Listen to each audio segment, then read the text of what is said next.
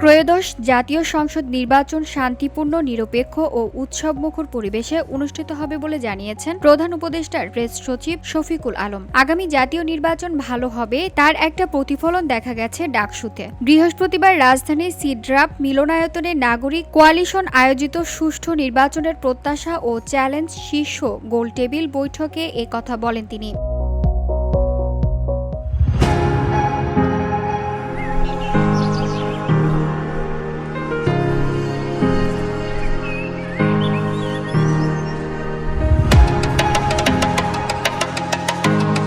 Press সচিব বলেন, আগামী জাতীয় নির্বাচন ভালো হবে তার একটা প্রতিফলন দেখা গেছে ডাকসুতে। তিনি আশ্বাস দিয়ে বলেন, সরকার নির্বাচনী প্রক্রিয়ায় কোনো ধরনের পক্ষপাতিত্ব করবে না এবং আইনশৃঙ্খলা বাহিনীর মাধ্যমে সর্বোচ্চ নিরাপত্তা নিশ্চিত করা হবে, যাতে ভোটাররা নির্ভয়ে ভোটাধিকার প্রয়োগ করতে পারেন।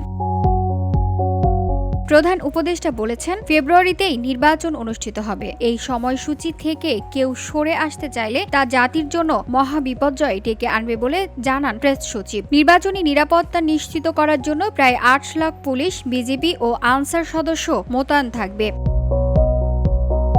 শফিকুল আলম বলেন, সুষ্ঠু নির্বাচন শুধু সরকারের ইচ্ছায় নয়, সমাজের বিভিন্ন অংশ ও রাজনৈতিক দলগুলোর সদিচ্ছার ওপরও নির্ভর করে। ইলেকশন করে সোসাইটি, পলিটিক্যাল পার্টিগুলো তারা যদি চায় তাহলে একটা ভালো নির্বাচন অবশ্যই সম্ভব। জনগণ যদি বন্যার পানির মতো ভোট দিতে কেন্দ্রে ছুটে আসেন তাহলে কোনো শক্তি সুষ্ঠু নির্বাচন ঠেকাতে পারবেন না।